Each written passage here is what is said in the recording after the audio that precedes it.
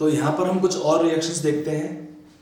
इसमें एक आता है इंसर्जन रिएक्शन। इंसर्जन रिएक्शन क्या होता है? एल्केन का रिएक्शन करते हैं हम डायएजोमीथेन से या कीटीन से। इसका नाम क्या है कंपाउंड का? पहले का डायएजोमीथेन, इट इज कॉल्ड कीटीन। एक्चुअली होता क्या है, ये कंपाउंड दोनों क्या होंगे देखिए, हीट करने पर या सनलाइट के प्रेजेंस में they break up to form CH2 methylene in the compounds. तो दोनों में क्या होता है, हीट करने पर दोनों डिकम्पोज होंगे, क्या बनेगा? Methylene CH2। सिंगलेट और ट्रिपलेट दोनों पॉसिबिलिटी हो सकता है। तो यहां पर लॉस होगा N2 का, यहां पर लॉस होता है CO गैस का, तो ये बनते हैं मिथाइलिन। इसमें होता क्या रिएक्शन के अंदर है, methylene group is inserted between carbon and hydrogen atoms. अब यहाँ पे दो टाइप के कार्बन है, प्राइमरी भी है सेकेंडरी भी है। तो अगर हमने इंट्रोड्यूस किया CH2 को बिटवीन C एंड H तो क्या आएगा? N butane. अगर हमने इंट्रोड्यूस किया CH2 को between this carbon and hydrogen atom तो क्या बनेगा आपका? ये वाला प्रोडक्ट, यहाँ पर H भी रहेगा साथ में। कहने का मीनिंग क्या, हमने C और H के बीच में हम CH2 ग्रुप को इंसर्ट करते हैं तो इसका नाम होता है इंसर्जन रिएक्शन। ये एक कंपाउंड है डायएजोमीथेन, एक होता है कीटीन। दोनों कंपाउंड क्या होते हैं? डिकम्पोज होते हैं और मिथाइलिन बनाते हैं, उसका होगा इंसर्जन रिएक्शन दोनों कंपाउंड्स के अंदर। वो भी यहाँ भी हो सकता है, यहाँ भी हो सकता था। ये बनेगा आपके दो प्रोडक्ट। अगला आता है रिएक्शन विद स्टीम। यहाँ पर क्या हुआ, स्टीम से रिएक्शन करने पर CH4 कंपाउंड का रिएक्शन किया स्टीम से तो क्या बनता है? CO plus hydrogen gas. इसमें इस रिएक्शन को यूज करते हैं specially for preparation of dihydrogen gas industrial method. ये आपका है industrial method of preparation of dihydrogen H2 gas के लिए। इसका मेन काम है preparation of dihydrogen by industrial method large scale पर। मीथेन गैस से हम बना सकते हैं। निकल कैटलिस्ट होगा, हीट करते हैं हाई टेम्परेचर पर। It required temperature around 1273 kelvin temperature. ठीक है। अगला है reaction with SO2Cl2 in sunlight. देखिए SO2Cl2 पहले ब्रेक होता है, यहाँ पर SO2Cl2 break to form first SO2 molecule plus Cl2 और फिर क्या हुआ उसके बाद Cl2 का कॉमन रिएक्शन जो होता है एल्केन्स के अंदर, हैलोजनेशन रिएक्शन। तो यहाँ पर भी क्या होता है, reaction will follow free radical mechanism. पहले हमारे पास कंपाउंड था SO2Cl2 को हीट करने पर सनलाइट के प्रेजेंस में क्या बनता है? ब्रेक होता है।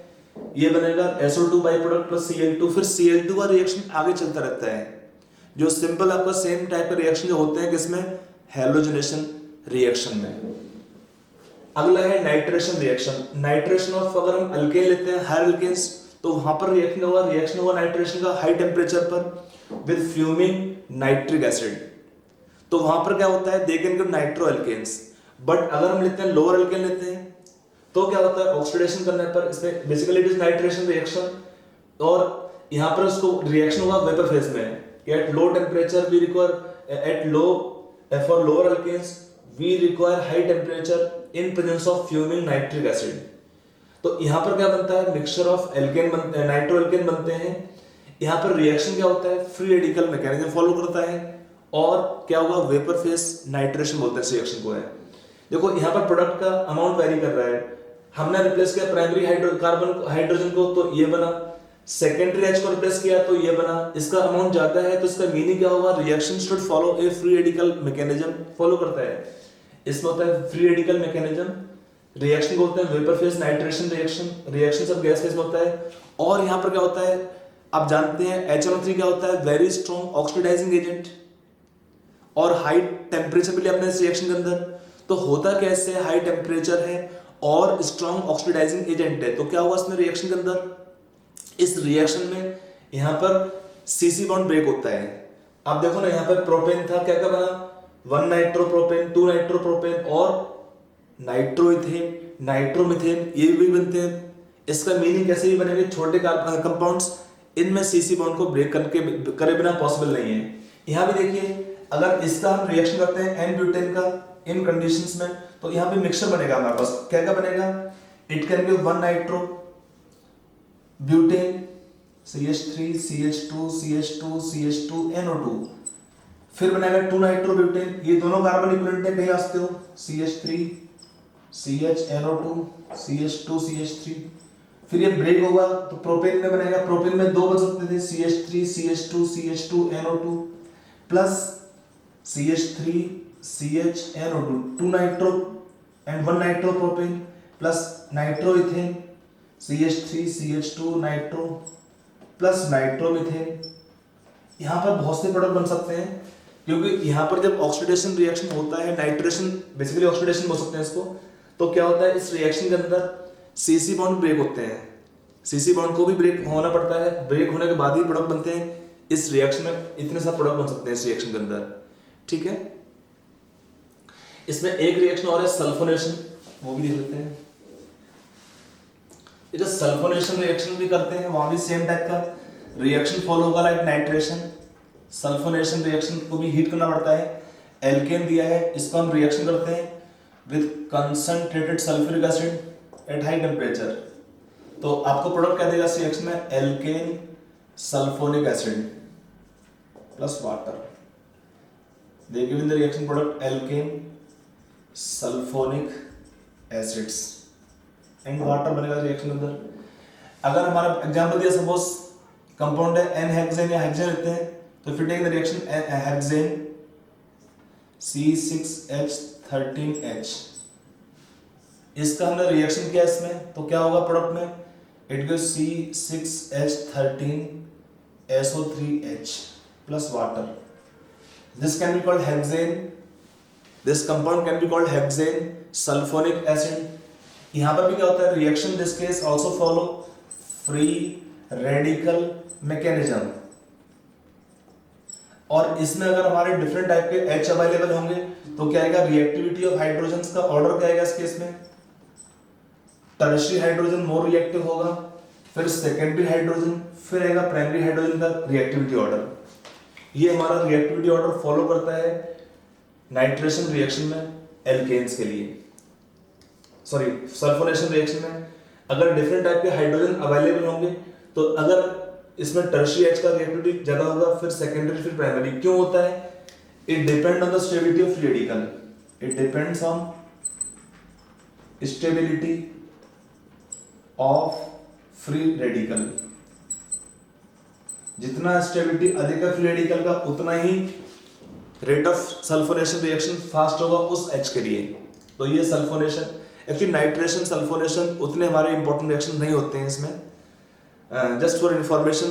यहाँ पे ध्यान रख सकते हैं कि अगर आपका एल्केन यहाँ भी लोअर एल्केन होता सपोज, तो वहां भी क्या हुआ, सल्फोनेशन रिएक्शन के समय ब्रेक होता है स्मॉलर एल्केन में, फिर देगा प्रोडक्ट हमको सल्फोनेशन का, and that can give a mixture of different sulphonic acids like nitro alkanes, ठीक है। तो ये हमारे कॉमन रिएक्शंस हुआ एल्केन का। इसमें 2-3 पॉइंट आपके और भी नॉलेज के लिए हम दे देते हैं। एक आता है octane number, cetane number, LPG, CNG. इनके बारे में थोड़ा सा इंट्रोडक्शन, बहुत जीके बेस्ड क्वेश्चन कभी कभी आपके लिए काम आ सकते हैं, उसको हम देखते हैं। तो बच्चे लोग हम देखते हैं इसमें पेट्रोलियम गैसेस, इसमें दो आते हैं एलपीजी एंड सीएनजी। एलपीजी क्या होता है, जो हम घर में यूज करते हैं, लिक्विफाइड पेट्रोलियम गैस। हमारे घर में सिलेंडर आते हैं, उसमें गैस भरा होता है, कौन सा होता है, एलपीजी सिलेंडर उसमें होता है, क्योंकि उसमें क्या भरा होता है, liquefied petroleum gas. Actually gas क्या होता है, आप जानते हैं गैस का प्रॉपर्टीज, कि gas occupy large volume because they have in the molecules very weak interaction forces. तो करते क्या, हम गैस को कंप्रेस करते हैं, लिक्विफाई कर देते हैं। क्या होता है, लिक्विफाई करने से उसका वॉल्यूम काफी कम हो जाता है, और वॉल्यूम कम होने से क्या होगा, उसको हम स्टोर कर सकते हैं। एक आपका सिलेंडर जो घर में आता है, कितना उसका उसमें गैस होता है, जनरली 14 kg। सिलेंडर के अंदर आपका वेट होता है गैस का around it is 14 kg, 14 kg। Actually होता क्या है गैस के अंदर है, इसको होता है लिक्विफाइड पेट्रोलियम गैस। इसमें होता है मेन कंपोनेंट्स का है ब्यूटेन, ब्यूटेन एंड आइसोब्यूटेन आपका मेन कंपोनेंट है एलपीजी गैस के, प्लस उसमें कुछ अमाउंट होता है, plus they have small amount of propane also, plus small amount of propane. साथ में क्या होता है, आप जैसे गैस आप जानते हैं कि समटाइम इट हैपेंस कि एक्सीडेंट होता है, गैस एक्सीडेंट होता है। एक्सीडेंट क्यों होता है कि अगर गैस लीक हो गया, और गैस क्या है आपका, ब्यूटेन हो, आइसोब्यूटेन हो, प्रोपेन हो, ये सारी गैस कैसे होते हैं, they are highly combustible gas, they are highly combustible gas, जल्दी आग पकड़ लेंगे। और क्या होता है, अगर गैस लीक हो गया एक स्मॉल स्पेस के अंदर, तो it can cause serious accident, आग लगने से पूरा घर जल सकता है उस केस में। तो इसलिए हम करते क्या है, इसको इसमें स्मॉल अमाउंट हम ऐड करते हैं, लिखा है small amount of foul smelling compound, highly foul smelling compound ethyl mercaptan, formula है C2H5SH इज एडेड।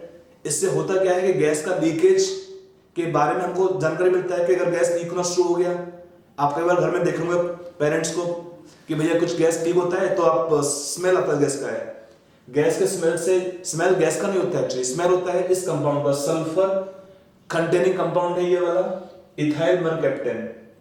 इसका जो स्प्रेड जल्दी होता है और इसका स्मेल बहुत, क्या बोलना चाहिए इसको, फाउल स्मेल होता है। आराम से गैस का स्मेल पता चलता है इस कंपाउंड का कि हम गैस लीक हो रहा है तो एकदम तुरंत हम आके चेक करते हैं कि अगर लीक हो रहा है तो कहाँ से लीक हो रहा है, गैस खुला रह गया है, कुछ और रीजन हो सकते हैं, पाइप में कुछ लीकेज हो सकता है या कहीं पे भी, तो उसको हम कंट्रोल कर सकते हैं। कंट्रोल नहीं करने पे क्या है, अगर स्मॉल स्पेस में गैस भर जाएगा तो क्या होता है, इट विल कैच फायर, जरा सा इग्निशन कहीं से मिलने पर, and then it can cause serious accident. तो हम करते क्या है, इसलिए उसमें ही डालते हैं कंपाउंड को इथाइल मरकैप्टन, गैस के लीकेज को जानने के लिए। गैस का लीकेज हो रहा है, इसको डिटेक्ट, गैस का लीकेज का डिटेक्शन हो सकता है आराम से इसकी वजह से। अच्छा, ये क्या होता है, इसका एक टर्म होता है कैलोरीफिक वैल्यू, जो हमारा घर में यूज करते हैं उसका क्या होता है, हाई कैलोरीफिक वैल्यू 50 kg पर ग्राम। एक अगर हम ग्राम फ्यूल को कंबस्शन करते हैं तो अराउंड हमारा 50 kg के आसपास आपका हीट इवॉल्व होता है कंबस्शन में। ये क्या होता है, मेजर सोर्सेस इसमें क्या क्या है इसका प्रिपरेशन के लिए, नेचुरल गैसेस होते हैं from refining of petroleum, cracking of petroleum, जो आपके बड़े बड़े मॉलिक्यूल्स होते हैं उसको छोटे में ब्रेक करते हैं तो आपका ये गैस बनता है। इसको हम ट्रीट करते हैं ये क्लीन फ्यूल, घर में जो डोमेस्टिक यूज करते हैं गैसेस के लिए, उसके लिए क्लीन फ्यूल के फॉर्म में यूज करते हैं। इसका क्लीन फ्यूल का यूज करने का मीनिंग क्या होता है कि इसे हमारे और कंपाउंड का कंबस्शन करते हैं, लाइक घर में जैसे ओल्ड तरीके थे कोल का बर्निंग या लकड़ी का जलाना, या और तरीके थे काउ डंग वगैरह, जो भी हम डंग यूज करते थे इसको जलाने में, क्या था कि कंबस्शन के बाद पूरा नहीं होता है। और क्या होता है, they will cause like way big threat to environment by incomplete combustion which is releasing incomplete combustion fuel. Main आपका से कार्बन भी क्या होता है, इवॉल्व हो सकता है अगर कंबस्शन कंप्लीट नहीं है तो उस केस में इस का बेटर यूज होता है एलपीजी का यूजेस क्लीन फ्यूल। अभी हमारा ऐसे आप देखे होंगे कि काफी जो है इकोनॉमिकली वीक सेक्शंस को गैस सिलेंडर्स प्रोवाइड किए गए थे हमारा इंडियन गवर्नमेंट की तरफ से, स्पेशली जिनके पास फैसिलिटी नहीं था उनको देने के लिए भी। तो एक हमारा ये होता है एलपीजी के बारे में पॉइंट्स में। एक होता है कंप्रेस्ड नेचुरल गैस सीएनजी। आजकल सुनते हैं सीएनजी का यूज करना कंपलसरी है। कुछ सिटी जहाँ पे पॉल्यूशन का लेवल बहुत अधिक होता है, स्पेशली से हमारा जो व्हीकल चलते हैं, व्हीकल में क्या होता है, जब कंबस्शन कौन सा हमारा मेन व्हीकल में फ्यूल यूज होता है, डीजल और पेट्रोलियम। और दोनों क्या होते हैं कि स्पेशली डीजल फ्यूल में क्या होता है कि इंजन जो कंबस्शन का कैपेसिटी होता है जिनका बहुत लॉन्ग लास्टिंग नहीं होता है। इन द सेंस इसका मीनिंग क्या है कि अगर हमारा इंजन नया होगा, प्रॉपर मेंटेन इंजन होगा, तो फ्यूल का कंबस्शन प्रॉपर होता है। लेकिन जैसे इंजन पुराना होता है, गाड़ी मेंटेन नहीं करते हैं, तो क्या होता है फ्यूल का कंबस्शन प्रॉपर नहीं होता है। और फिर क्या होता है कई बार बहुत पॉल्यूशन धुआं छोड़ते हैं व्हीकल से, स्मोक काफी निकलता है। तो उसमें क्या होता है, उसको अवॉइड करने के लिए, आप जानते हैं दिल्ली में तो एक स्पेशल ड्राइव चली थी पॉल्यूशन कम करने के लिए कि CNG was made compulsory vehicles के लिए। आपका 4 व्हीलर बसेस में जो भी आपका व्हीकल चलेंगे उनके लिए दे हैव मेड कंपलसरी भाई सीएनजी होना ही चाहिए आपका। अगर सीएनजी नहीं है तो आपका व्हीकल अलाउड नहीं हो सकता है। तो सीएनजी आपका यूज होता है व्हीकल्स में, आपका ऑटोज सबके लिए, specially 3 wheeler and 4 wheeler and buses, और इवन ट्रक्स जहां पर भी पॉसिबल हो सकता है दे कैन यूज। तो एक्चुअली वह हम यूज में गैस का यूज करते हैं कंप्रेस्ड नेचुरल गैस। जब हमारा नेचुरल गैस होता है इसे कंप्रेस करते हैं हाई प्रेशर पर। कंप्रेस करने से क्या होता है, इसका वॉल्यूम काफी कम हो सकता है कंप्रेस, और उसके बाद उसको यूज करते हैं फ्यूल के फॉर्म में। नेचुरल गैस में क्या होता है, natural gas compress at very high pressure is called compressed natural gas. इसमें क्या होता है, मेन कंपोनेंट्स का है मीथेन गैस अराउंड 95%। इस सीएनजी में हमारा मेन कंपोनेंट है मीथेन गैस, जिसका के परसेंटेज होता है अराउंड 95%, प्लस कुछ होगा और small amount of gases like ethane, C2H6, propane, butane, इनका भी कुछ अमाउंट रहता है, plus small amount of like water vapour, H2S और some other gases, but there are traces. But आपका मेन हमारा 5% के आसपास होता है, ये गैसेस ये होते हैं 95% प्लस ट्रेस अमाउंट, और भी गैस का इसमें रह सकता है, ठीक है। इसको हम स्टोर करते हैं कंप्रेस नेचुरल गैस, इसको स्टोर करते हैं एज कंप्रेस, प्रेशर अप्लाई करने से वॉल्यूम कम हो जाता है इसका, या एज LNG। LNG क्या होता है? Liquefied natural gas, liquefied natural gas के फॉर्म में हम इसको स्टोर कर सकते हैं। सेम कंपोजिशन होता है। अब इनका क्या होता है? CNG and LNG are clean fuels. Actually होता है क्या, CH4 का कंबस्शन बहुत क्लियर होता है, स्मॉलर साइज होता है, कंप्लीट कंबस्शन होता है। तो जब कंप्लीट कंबस्शन हुआ फ्यूल का तो पोल्यूशन आपका जो है कम करेगा। कंप्लीट कंबस्शन गैस C से आपका CO2 बनेगा, पोल्यूटेंट गैस लाइक CO और अदर गैसेस, उनका इवोल्यूशन नहीं होता इसमें। तो क्या होता है कि they are used as clean fuels because they are causing less pollution. Complete combustion जो फ्यूल का होगा, एक्चुअली डीजल में क्या होता है, diesel specially that will cause more pollution, क्योंकि डीजल व्हीकल्स में क्या होता है, मेंटेनेंस बहुत हाई चाहिए होता है। अगर उनका प्रॉपर मेंटेनेंस नहीं करते हैं तो क्या होता है, इनकम्प्लीट कंबस्शन होता है, काफी सारा कार्बन निकलता है, CO गैस निकलते हैं, पोल्यूटेंट्स निकलते हैं, जिसकी वजह से काफी हजार्ड होता है हमारे एनवायरनमेंट के लिए। तो उसको अवॉइड करने के लिए हमने CNG यूज करते हैं, क्योंकि इसमें मीथेन गैस आपका मेन कंपोनेंट है, प्लस स्मॉल गैसेस होते हैं जिनमें कंप्लीट कंबस्शन होगा, और कंबस्शन से क्या होता है कि पोल्यूशंस कम करेंगे। इसका क्या है, कंपेयर CNG के लिए it have high octane rating. Actually जो हमारा फ्यूल्स होते हैं उनके टर्म होता है ऑक्टेन रेटिंग।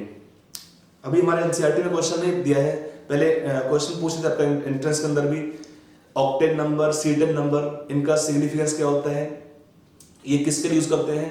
तो एग्जाम में भी हमारा NCERT में पोर्शन हटा भी नहीं है हमारे NCERT के अंदर, बट कभी कभी क्वेश्चन पूछे हुए हैं ओल्ड में, तो जीके बेस्ड टाइप हो सकते हैं, तो हम उसको भी थोड़ा देख लेते हैं कि एक तो मतलब है octane number for the petroleum quality of the petrol fuel, एक होता है डीजल के लिए होता है C10 नंबर। तो उनका जरा देखते हैं यहाँ पर, ठीक है। ये हमारा आई थिंक गैस का क्लियर हुआ, इसमें जस्ट बेसिक आइडिया आपको होना चाहिए, कभी कभी जीके टाइप क्वेश्चन पूछ लेते हैं तो आपके लिए जानकारी होना अच्छा रहेगा इसमें, ठीक है। तो next will take octane number and C10 number.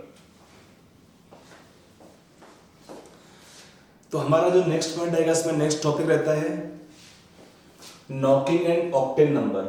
हमारा जो पेट्रोल इंजन होते हैं, स्कूटर, बाइक, या हो सकते हैं आपका कार, एरोप्लेन्स, जहां पर पेट्रोल यूज करते हैं, गैसोलीन यूज करते हैं एज ए फ्यूल, वहां पर क्या होता है, फ्यूल में क्या होता है कि जो हम यूज करते हैं इंजन होते हैं, they are basically internal combustion engine, उसमें हम फ्यूल सप्लाई करते हैं, प्लस एयर रहता है इसके अंदर, है कंबस्टन होता है इसका है। तो कई बार क्या होता है कि अगर हमारा कंबस्टन फ्यूल का इनकम्प्लीट होता है तो क्या होता है कि जो पिस्टन हिट करता है इसको है वॉल्व को उसमें इंजन में, तो क्या होता है कि they produce sometime metallic sound, एक अजीब से आवाज आती है, पटाखा चल रहा होता है शायद, उस टाइप का साउंड सुनाई पड़ता है। तो उसको हम क्या बोलते हैं, उस टाइप का जो मेटेलिक साउंड होता है उसको बोलते हैं नॉकिंग। यहाँ पे टर्म लिखा है नॉकिंग एंड ऑक्टेन नंबर। हम यहाँ पे ऑक्टेन नंबर को लिंक करते हैं नॉकिंग प्रॉपर्टी से। एक्चुअली नॉकिंग क्या होता है, ये हमारा प्रॉब्लम होता है नॉकिंग का। नॉकिंग क्या है कि the metallic sound produce due to irregular burning, that is combustion of the fuel is called knocking. इससे होता क्या है, नॉकिंग से जब फ्यूल का कंबस्टन इनकम्प्लीट होता है तो क्या होता है, it lower the efficiency of the engine. Engine का जो एफिशिएंसी है, फ्यूल को कंबस्टन करके क्या होता है, एनर्जी प्रोड्यूस करता है, उससे हमारा गाड़ी चलता है। तो उसका क्या है, फ्यूल का एफिशिएंसी ऑफ इंजन कम होता है, प्लस काफी सारी एनर्जी लॉस आती है इसी नॉकिंग की वजह से। तो होता क्या है कि नॉकिंग प्रॉपर्टी को हम पहले समझते हैं कि नॉकिंग प्रॉपर्टी मतलब किस पे डिपेंड करता है। नॉकिंग प्रॉपर्टी जो हमारा फ्यूल यूज करते हैं उसके ऊपर होता है। Knocking property depend on the nature of the fuel. देखिए यहाँ पर क्या है, एक ऑर्डर दिया हुआ है किस फ्यूल में नॉकिंग प्रॉपर्टी अधिक होता है। जिस फ्यूल में नॉकिंग प्रॉपर्टी ज्यादा होता है वो हमारा उतना ही फ्यूल इनएफिशिएंट होता है, उतना ही हमारा फ्यूल काम का नहीं होता है, उसमें उतना ही नॉकिंग एबिलिटी अधिक होता है। तो नॉकिंग का जो एबिलिटी दिया है, अगर हम देखें स्ट्रेट चेन के अंदर नॉकिंग का प्रॉपर्टी ज्यादा होता है, ब्रांचिंग करने से क्या होगा, एरोमेटाइजेशन करने से क्या होता है, उसका नॉकिंग एबिलिटी कम होता है फ्यूल का। इसे ऑर्डर दिया है हमने रफली, स्ट्रेट चेन एल्केन्स में सबसे अधिक नॉकिंग प्रॉपर्टी होता है, फिर ब्रांच चेन एल्केन्स में ब्रांचिंग से आपका नॉकिंग प्रॉपर्टी कम होता है, फिर एल्कीन्स में है, फिर आपका साइक्लो एल्केन्स में है, फिर होता है एरोमेटिक हाइड्रोकार्बन्स। एरोमेटिक हाइड्रोकार्बन्स में नॉकिंग प्रॉपर्टी कम होता है, दे आर बेटर फ्यूल्स हम बोल सकते हैं इस वजह से। जिसमें नॉकिंग एबिलिटी ज्यादा है वो फ्यूल उतना ही क्या होगा, इनएफिशिएंट होगा, कंबस्शन में कम एनर्जी कन्वर्ट कर पाएगा, प्रोड्यूस कर पाएगा फ्यूल को कंबस्शन करने से। तो ऑक्टेन नंबर हम एक टर्म यूज करते हैं, ऑक्टेन नंबर और octane rating, it was introduced to indicate the quality of fuel. Petroleum या गैसोलीन हम जो यूज करते हैं उसका फ्यूल के क्वालिटी को हम रेटिंग को जज करते हैं, क्वालिटी फ्यूल को by this term octane number और octane rating which indicate the quality of fuel और पेट्रोल। यहां पर क्या होता है, एक हमने लिया बेस, दो कंपाउंड यहां पर, एक होता है एन-हेप्टेन, एन-हेप्टेन भी स्ट्रेट कार्बन चेन है, इसमें नॉकिंग एबिलिटी हाईएस्ट होता है। Heptane n heptane causes maximum knocking ability और causing maximum knocking property, it's given octane number of 0। एक कंपाउंड और होता है आइसोऑक्टेन, इसका स्ट्रक्चर क्या होता है 2,2,4 ट्राइमिथाइल पेंटेन। अब नाम आपको लिखना आता है कंपाउंड का है 2,2,5 ट्राइमिथाइल पेंटेन के लिए हम देते हैं ऑक्टेन एबिलिटी, ऑक्टेन नंबर का इसको दिया गया है, नॉकिंग एबिलिटी इसके अंदर मिनिमम होता है, इसको देंगे ऑक्टेन नंबर ऑफ 100। इसके अंदर क्या है, आइसोऑक्टेन के अंदर, आइसोऑक्टेन मींस आपका 2,2,4 trimethyl pentane, straight carbon chain है, सेकंड पोजीशन में 2 मिथाइल होंगे, फोर्थ में 1 मिथाइल होता है। तो उसके अंदर क्या है, नॉकिंग एबिलिटी सबसे कम होता है, तो इसको हम देते हैं as a base. 100 is given the octane rating to the fuel. अब जैसे आपका आता है डेफिनेशन पार्ट, तो अगर हम how to define this octane number, तो ऑक्टेन नंबर क्या है, octane number is the percentage by volume of isooctane present in a mixture of isooctane and n heptane which are same knocking property as fuel. मान लो हमारे fuel में petrol के अंदर 60% आपका दिया है आइसोऑक्टेन है और 40% एन-हेप्टेन है, तो जितना वॉल्यूम उसमें आइसोऑक्टेन का है 60% है, तो उसका कितना रेटिंग रहेगा, उसका रेटिंग देंगे 60। उस फ्यूल में जितना परसेंटेज वॉल्यूम होगा आइसोऑक्टेन का उसका उतना ही रखेंगे ऑक्टेन नंबर। अब यहाँ पर कुछ कंपाउंड होते हैं एंटी नॉकिंग कंपाउंड, जैसे पहले अभी तो हम जो फ्यूल यूज करते हैं पेट्रोल यूज करते हैं लिखा होता है no lead added, without lead, lead का अपना प्रॉब्लम था, यहाँ पे कंपाउंड लिखा है जो हमारा यूज करते थे पहले एंटी नॉकिंग कंपाउंड था tetra ethyl lead, tetra TEA लिखते शॉर्ट में, tetra ethyl lead, C2H5 whole 4 lead PB। इसमें क्या था, कंपोजिशन इसका अप्रोक्सीमेटली था, it had around 63% of tetra ethyl lead plus ethylene bromide means CH2Br plus इसका था अराउंड 26% था वॉल्यूम में, इसका होता है इथाइलिन क्लोराइड का था अराउंड 9% और एक डाई इसका रहता है वॉल्यूम अराउंड 2%। तो इसमें ये हमारा अप्रोक्सीमेट था composition of tetra ethyl lead, जिसको यूज करते थे एज एंटी नॉकिंग कंपाउंड। यहाँ प्रॉब्लम क्या होता है, एंटी नॉकिंग कंपाउंड को यूज अभी हमने बैन कर दिया है, इसका जो रीजन था पॉल्यूशन की वजह से, एनवायरमेंटल इश्यूज आपका आते हैं, लेड का क्या होता है डिके नहीं होता है, और क्या होता है अगर हम इसको यूज करते हैं टेट्रा इथाइल लेड को तो नॉकिंग एबिलिटी कम कर देगा। तो होता क्या है, टेट्रा इथाइल लेड ब्रेक होता है, बनाएगा इथाइल रेडिकल, और होता क्या है इथाइल रेडिकल के प्रेजेंस में जो हमारा स्ट्रेट कार्बन चेन होते हैं उनमें क्या होता है, दे अंडरगो आइसोमराइजेशन, ब्रांचिंग कर देगा उसके अंदर है, और क्या होता है ब्रांचिंग करने से उसका जो क्वालिटी है फ्यूल का, नॉकिंग एबिलिटी कम हो जाएगा ब्रांचिंग करने से। नॉकिंग कम का मीनिंग क्या है, बेटर फ्यूल होगा और कंबशन कंप्लीट हो जाएगा उसमें, तो नॉकिंग साउंड कम आएगा उसमें, नॉकिंग प्रॉपर्टी कम हो जाएगा इसके अंदर, इसलिए हम क्या करते थे इसको यूज करते थे। लेकिन प्रॉब्लम क्या है, lead will deposit in the engine, जो यूज करेंगे लेड को क्या करें, lead will deposit in the engine. अब लेड को रिमूव करने के लिए काम करते थे इस कंपाउंड का, इथाइलिन ब्रोमाइड का और इथाइलिन क्लोराइड का, उनसे क्या होता है कि they will combine with the lead और क्या बनाएगा PbBr2 और PbCl2 which are volatile nature, और उनको बाहर निकालने का लेड को रिमूव करते थे इन कंपाउंड की हेल्प से। तो PbBr2 जो निकलता है या PbCl2 निकलता है, पहले वोलेटाइल निकलता है बट दे विल कंडेंस, और फिर क्या होता है लेड का डिके होता नहीं है, तो बहुत सारे इशू थे, लेड पॉइजनिंग या और भी एनवायरमेंटल इश्यूज आपका राइज हुए इसकी वजह से, इसलिए हमने लेड का यूज बंद कर दिया गया। पेट्रोल में यूज करते हैं, लिखा होता है कि बार आप देखेंगे नो लेड फ्री पेट्रोल, उसका पर्पज ही था इसमें। तो अब क्या होता है, अगर हमारे जो फ्यूल होते हैं अगर इसको यूज करते रहेंगे तो उसके अंदर अगर ऑक्टेन रेटिंग कम होगा, नॉकिंग ज्यादा होगा, तो फ्यूल में कंप्लीट कंबशन नहीं हो पाएगा और उतना फ्यूल अच्छा नहीं होता है। तो हम करते क्या है, फ्यूल की क्वालिटी बढ़ाने के लिए ऑक्टेन नंबर को ट्राई करते हैं इंप्रूव करने के लिए।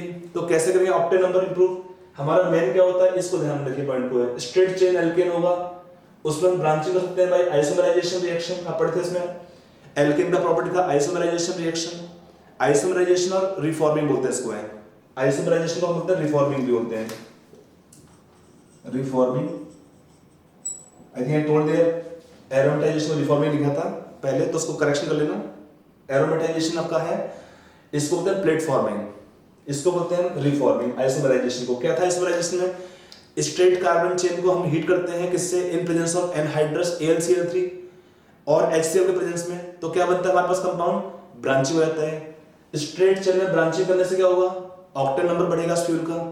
जैसे हमारा था एन, आपका सिंपल है, अगर कंपाउंड है एन ब्यूटेन तो क्या बनेगा उससे, आइसोब्यूटेन। अगर हम लगे एन ऑक्टेन तो क्या होगा, आइसोमराइजेशन करने पर दिस कन्वर्ट टू आइसोऑक्टेन, तो डेफिनेटली आइसोऑक्टेन का अमाउंट बढ़ रहा है। आइसोऑक्टेन का अमाउंट बढ़ेगा मींस ऑक्टेन नंबर बढ़ेगा फ्यूल का, ऑक्टेन नंबर बढ़ेगा, इसका मीनिंग क्या है, फ्यूल आपका बेटर होगा कंबशन के लिए। ठीक है, एक होता है अल्काइलेशन रिएक्शन, यहां पर एक कंपाउंड होता है आइसोब्यूटाइलिन, आइसोब्यूटाइलिन बोल सकते हैं, आइसोब्यूटीन बोल सकते हैं। कंपाउंड का आइसोब्यूटाइलिन अगर उसको हम ट्रीट करते हैं आपका एन ऑक्टेन से, सॉरी आइसोब्यूटेन से, ये आपका isobutane in presence of small amount of concentrated sulphuric acid, तो क्या होगा उसमें ब्रांचिंग बढ़ाते हैं इसमें, it convert to your isooctane. What is isooctane, 2,2-डाइमिथाइल 2,2,4 ट्राइमिथाइल पेंटेन। तो ब्रांचिंग से क्या होता है, ब्रांचिंग होने से फ्यूल की क्वालिटी बढ़ेगा, अच्छा होगा, ऑक्टेन नंबर बढ़ेगा इसका। तो एक तरीका होता है, ये एग्जांपल था एल्काइलेशन का, एल्केन दिया है, अल्काइल ग्रुप ऐड करते हैं इन presence of small amount of concentrated sulphuric acid, तो आपका बनेगा आइसोऑक्टेन। एक होता था आपको रिएक्शन याद होगा, एरोमेटाइजेशन रिएक्शन। एरोमेटाइजेशन में क्या था, एरोमेटाइजेशन, एरोमेटिक कंपाउंड में आप देखे थे कि सबसे कम होता है नॉकिंग एबिलिटी और उसका पेट्रोल क्वालिटी बेटर होता है। तो एरोमेटाइजेशन में क्या होता है बेसिकली, अगर आपको याद होगा एन हेक्सेन को अगर हम हीट करते हैं, n hexane on treating with presence of catalyst like Al2O3 Cr2O3, heat करते हैं to high temperature from 500 degree Celsius, तो क्या होता है इसमें, they will convert to benzene, पहले बनेगा cyclohexane and they will form ultimately benzene. अगर हम हीट करते हैं, सपोज कंपाउंड दिया है एन हेप्टेन को, इन सेम कंडीशन क्या बनाएगा आपका यहाँ पे टॉलुइन। और क्या होता है कि यहाँ पर इसमें क्या होता है टॉलुइन का, आप इसका देखिए एग्जांपल, फॉर एन हेप्टेन हमारा कितना है ऑक्टेन रेटिंग, ऑक्टेन नंबर कितना होता है इसके लिए 0, और यहाँ पर टॉलुइन का कितना आता है ऑक्टेन नंबर, इसका आएगा ऑक्टेन नंबर मोर देन 100, इसका है 104, इसका ऑक्टेन नंबर है 104, ये बेटर फ्यूल होगा than even isooctane. Aromatic compound हो गया। तो यहां पर क्या होता है, ऐसे ही कंपाउंड और भी होता है जाइलिन, तो कॉमन टर्म यूज करते हैं BTX। BTX क्या होता है, मिक्सचर होता है बेंजीन का, B for benzene, T for toluene और X फॉर जाइलिन्स। इसका मिक्सचर हम यूज करते हैं फ्यूल के फॉर्म में, जो आजकल हम फ्यूल पेट्रोल यूज करते हैं उसमें करते क्या है, उसमें हम ये करते हैं, वी डू नॉर्मली एरोमेटाइजेशन। तो क्या होता है, एरोमेटाइजेशन करने से फ्यूल में क्या क्या बनेगा, बेंजीन टॉलुइन जाइलिन का मिक्सचर होता है, इसको बोलते हैं BTX। इसमें क्या होता है, BTX का कितना है octane rating, octane number it is around 90 which is a good fuel quality. तो लेड फ्री पेट्रोल जो यूज करते हैं उसमें हम नॉर्मली करते हैं एरोमेटाइजेशन आइसोमराइजेशन, उसकी वजह से क्या होता है फ्यूल का क्वालिटी अच्छा होगा, ऑक्टेन नंबर अच्छा होगा, नॉकिंग प्रॉपर्टी कम होगा, फ्यूल का कंबशन कंप्लीट होता है और फ्यूल का एफिशिएंसी ज्यादा होगा, लॉस ऑफ एनर्जी कम होगा फ्यूल के लिए। तो जो हम यूज करते हैं यहाँ पर लेड फ्री पेट्रोल, वो मोस्टली आपका होता है BTX, जिसको हम ऑब्टेन करते हैं by commonly aromatization isomerization processes. ठीक है, तो ये हमारा होगा ऑक्टेन नंबर आपका लिंक होता है पेट्रोल या गैसोलीन की क्वालिटी से, फ्यूल क्वालिटी से। यहाँ पे टर्म और होता है C10 नंबर डीजल फ्यूल्स के लिए, थोड़ा उसको हम देखते हैं। तो यहाँ पे हमारा जो अगला पॉइंट है C10 नंबर। C10 नंबर क्या होता है? डीजल लिखा है, it is use for grading of diesel oils. Diesel oils को हम कहाँ यूज करते हैं? Mostly if it is commercial vehicles, buses, trucks, इसमें स्पेशली जनरेटर्स और भी देखते हैं डीजल का यूज काफी जगह होता है। तो उसको क्या होता है? C10 नंबर आपका यूज होता है उसके लिए, किसके लिए? For grading of diesel oils. इसमें दो कंपाउंड लेते हैं एज स्टैंडर्ड। एक होता है आपका हेक्साडिकेन, इसका फॉर्मूला क्या हुआ? C16, कार्बन आपका 16 है इसमें, हेक्साडिकेन C16 आपका एच कितना आएगा? 34। तो हेक्साडिकेन का हम देते हैं C10 नंबर इज गिवन 100। और एक कंपाउंड और है अल्फा मिथाइल नेफ्थलीन। नेफ्थलीन जानते हैं, नेफ्थलीन है, this compound is taken naphthalene. यहां पर मिथाइल लगा होगा, इसको बोलेंगे अल्फा मिथाइल नेफ्थलीन। इसको हम देते हैं C10 number of 0। This compound is called alpha methyl naphthalene. इसको हम देंगे C10 नंबर 0 होता है इसके लिए, ठीक है। तो हम इसको डिफाइन कैसे करते हैं? C10 नंबर का डेफिनेशन क्या होगा? सो C10 number is the percentage of C10, that is hexadecane, by volume in a mixture of C10 and alpha methyl naphthalene which has same ignition property as a fuel in question under similar experimental conditions।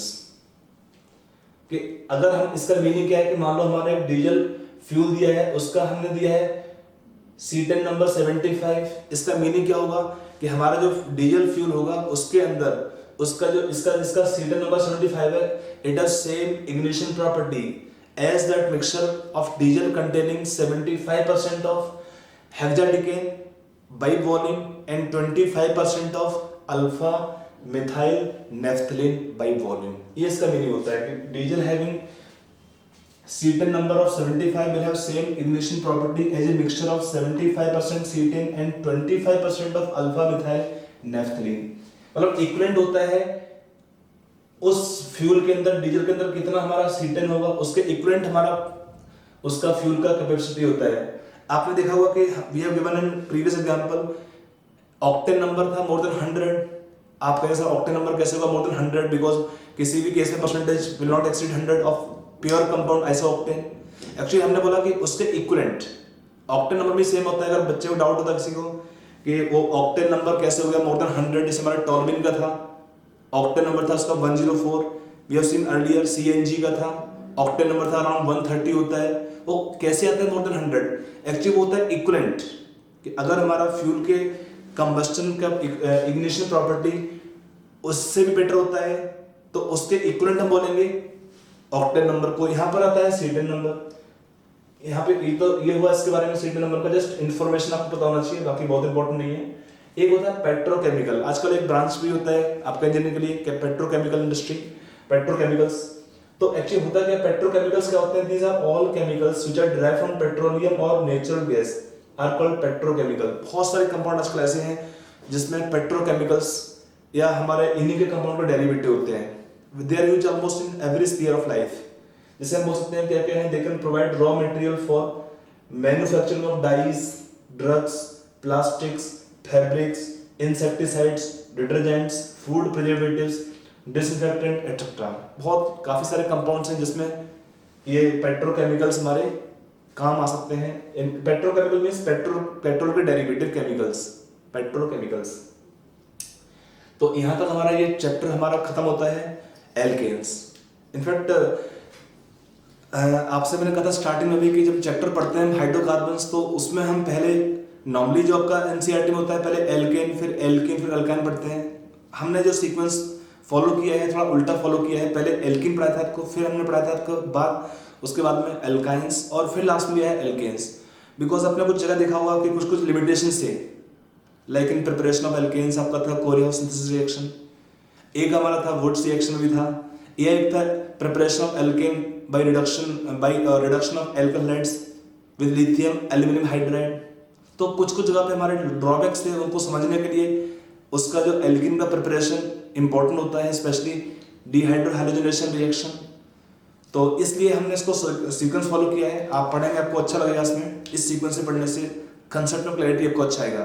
क्योंकि exam में देखिए chemistry में आपका एक organic ऐसा portion होता है कि जिसमें बच्चे फुल स्कोर कर सकते हैं, करते हैं। मेरे काफ़ी सारे स्टूडेंट्स हैं जिसमें से बोर्ड में भी they are keeping 100 out of 100 marks, plus IT में भी अच्छे टॉप रैंक्स में निकलते हैं और मेडिकल में भी बहुत अच्छे रैंक में निकले हुए बच्चे हैं।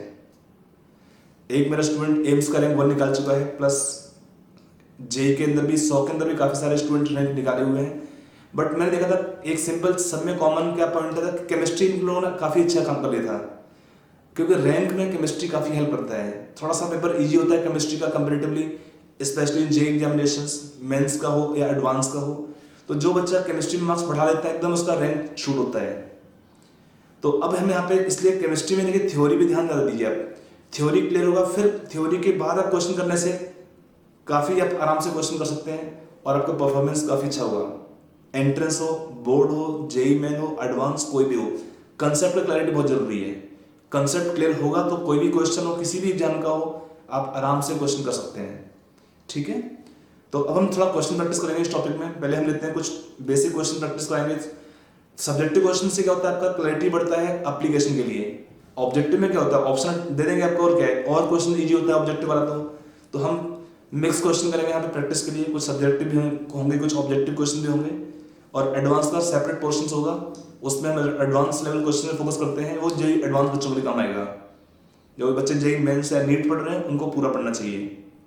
ठीक है, तो हम चलते हैं थोड़ा क्वेश्चन प्रैक्टिस करते हैं। हाइड्रोकार्बन पे मिक्स क्वेश्चन लेंगे यहाँ पर, उसमें हमारे एल्केन, अल्कीन, अल्काइन सबके क्वेश्चन आपके इन्वॉल्व रहेंगे। ठीक है, असाइनमेंट आपको हम दे ही रहे हैं सेपरेटली, उसको आप करते रहेंगे साथ में। उसमें हमारे और भी क्वेश्चंस हैं प्रैक्टिस के लिए, कंसेप्ट क्लैरिटी के लिए। ओके।